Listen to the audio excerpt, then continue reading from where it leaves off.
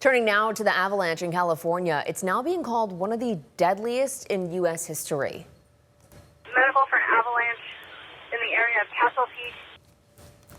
Authorities say 8 skiers are dead and a 9th remains missing after a massive avalanche near Lake Tahoe. We're told a football field-sized slab of snow broke loose during a powerful storm that dumped up to 7 feet of snow and brought 60-mile-per-hour winds. The group was wrapping up a 3-day trip when the avalanche hit. Someone saw the avalanche, yelled avalanche, and then it overtook them rather quickly. It's been a challenging rescue, but it's also been challenging emotionally for our team.